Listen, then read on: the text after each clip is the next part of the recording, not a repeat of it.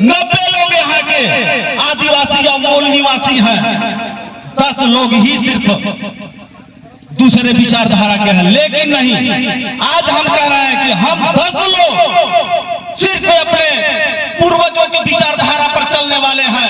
90 लोग इस समय जो है अलग कतार में खड़े हैं, और वो 90 लोग कोई अलग नहीं है। आप देखेंगे तो कहीं हमारा भाई है, कहीं हमारा बाप है, कहीं हमारा बहन है। तो हम दुनिया से लड़ सकते हैं, दूसरे से लड़ सकते हैं, ये इतिहास कहता है कि हम अपनों से नहीं लड़ सकते। हम लड़ेंगे तो यदि अगला का भी नाकामी आई तो हमारी भी नाकामी आएगी, उसका रिजल्ट यही मिलेगा। और हम तो लड़ते हैं तो फायदा किसको मिलता है? तीसरे। तो इन सब बातों को ध्यान देते हुए हमें अपने महापुरुषों के, जिस दिन हम लोग अपने महापुरुषों के पद चिन्ह पर चलना चालू कर देंगे, सारी ये भ्रांतियां दूर होगी। आज जो है हमारा इतिहास कहता है, हमारे पूर्वज कहते हैं कि भारत हमारे आदिवासी मूल निवासी का है, और जिस दिन हम अपने विचारधारा से बच जाएंगे, अपने पूर्वजों के विचारधारा से बच जाएंगे, अपने महापुरुष के विचारधारा से बच जाएंगे, उस दिन ये भारत हमारा है। किसी के माई लाल में दम नहीं है जो हमसे ले लेंगे।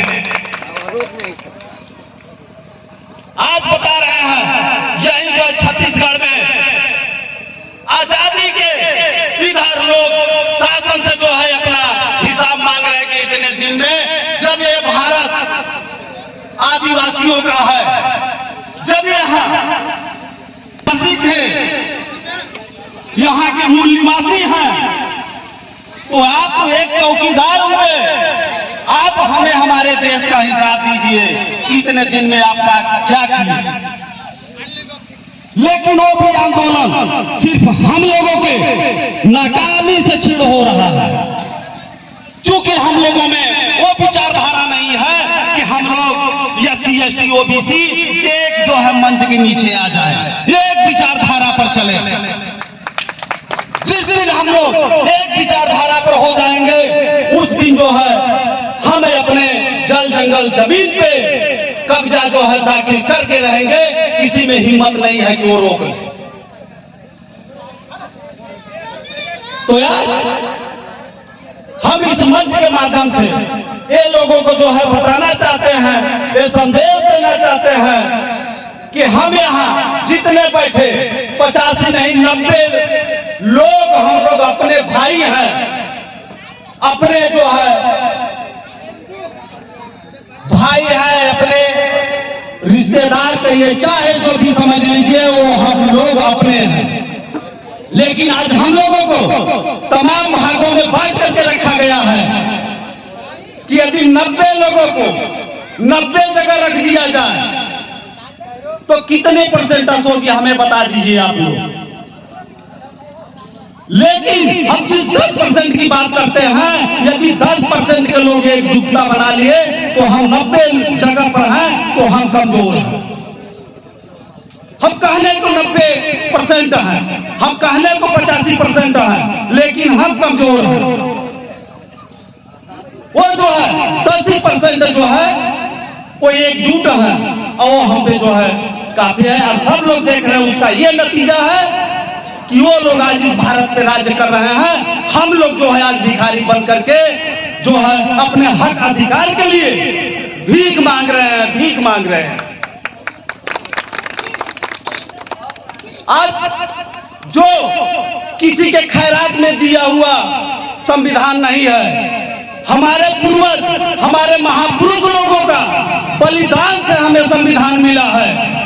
लेकिन आज उस संविधान का भी हनन हो रहा है, ये हम लोग नहीं समझ रहे हैं। सिर्फ इस पे है, ये तो घोड़ है, इनका क्या, ये अपनी बात करते हैं, ये चमार है, इनसे क्या, ये तो अपनी बात करते हैं। हम लोगों को एक बात और बता दे कैसे दिमाग में भरा जाता है। हम एक थोड़ा सा नोटिस की, जब सर्वप्रथम जो है बसपा की सरकार मायावती जी की सरकार बनी तो किन्होंने सामने से जो है वार नहीं किया, बाकी बिरादर को कैसे काटे, ये एक चीज एक बात को हम नोटिस। आज जैसे माननीय कांशीराम जी के द्वारा 1585 से हम लोग एकत्र हुए और अपने जो है सरकार को राज्यसभा तक पहुंचाने का काम किए, लेकिन हमें दिखाया क्या गया, हमें बताया क्या गया, सिर्फ हमें यह बताया गया कि जो है मायावती ने सब चमारों को जो है भर्ती कर दिए, बाकी लोग। ये बात हमारे दिमाग में अन्य बिरादरी के लोगों को आ गया। सही बात कर रहे हैं भाई, ये तो बुद्धिजीवी है, सही बात कर रहे हैं। मायावती ने सब चमारों को भर दिया और इसी नारा को लेते हुए उनकी सरकार फिर गिर गई, लेकिन गिरी तो उन लोगों के हक में नहीं गई। तुरंत हमारी दूसरी पार्टी है सपा, तो अन्य समाज के जितने लोग उस सपा का दामन थाम जाए दो, मायावती तो यार बिरादरी बात कर रहे हैं, लेकिन हमको वहां भी नहीं रखा गया, हमें वहां से भी काटा गया। कैसे काटा गया? तुरंत वही कानून वहां भी लागू किए। कह रहे मुलायम सिंह देख रहे हो, मुलायम सिंह तो पूरा हिरन के भर्ती कर, पूरा का पूरा अहिरों को भर्ती कर दिए, बाकी लोग अब तू बचौटिया दे के काटे। अब वहां तुरंत हम लोग हम लोग कुछ दिमाग रख रहे हैं, इस मुकाम को नहीं समझ रहे हैं कि उनकी टारगेट क्या है, उनकी मकसद क्या है। हम लोग तुरंत वहां से जो है हट गए कि सही बात है यार, मायावती के जितावा हुआ तो चमार मुलायम को जिता रहे हैं, तो आप जो है पहले बताइए सब हिरन को भर दे रहे हैं। हम लोगों को क्या, हम लोगों को कहीं गिनती ही नहीं है।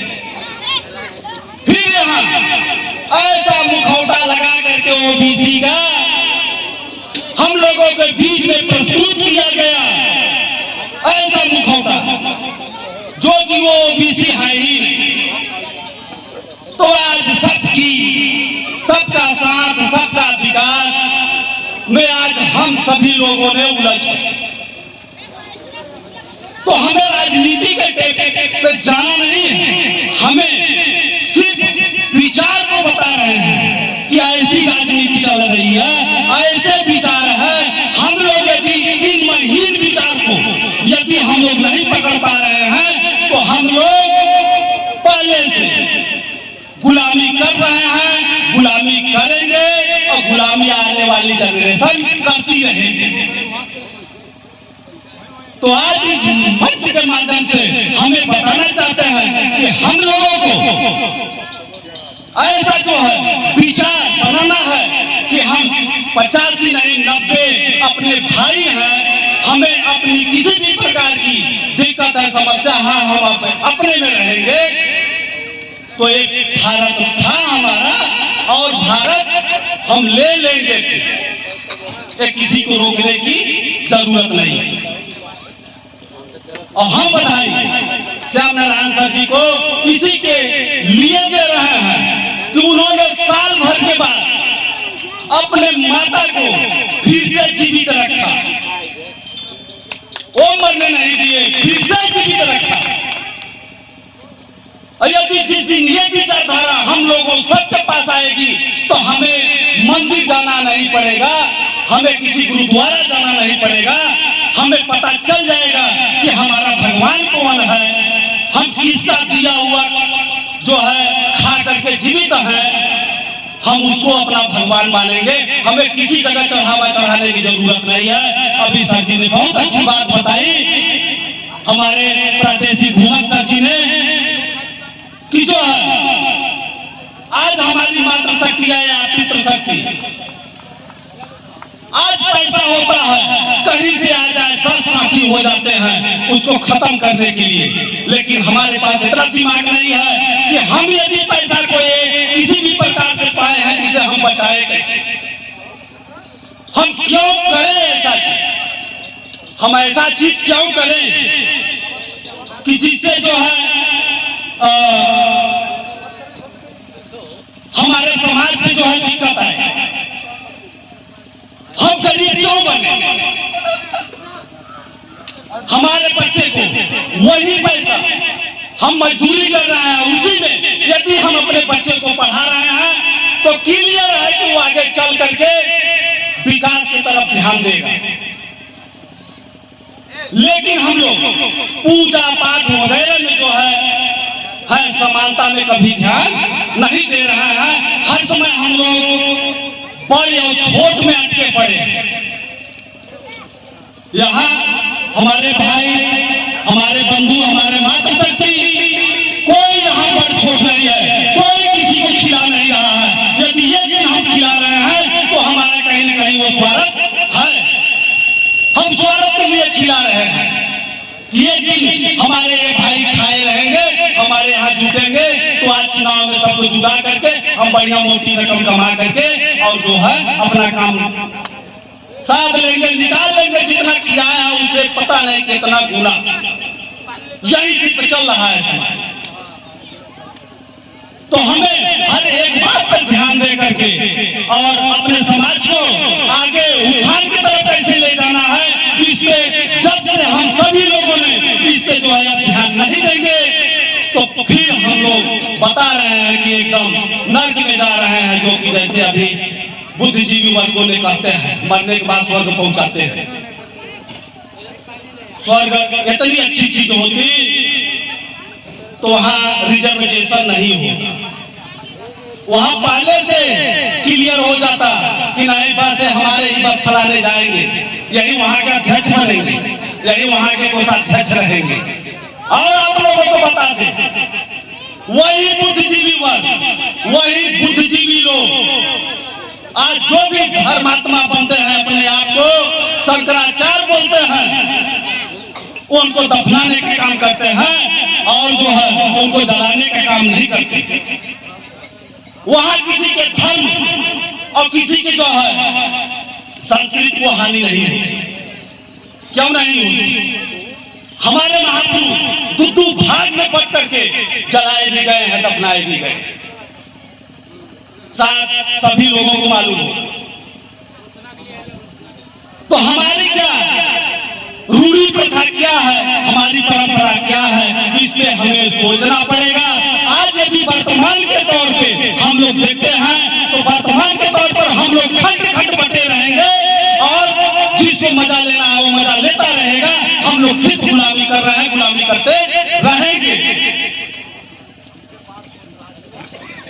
और इसी के साथ हम अपने बाड़ी को ध्यान देना चाहते हैं, क्योंकि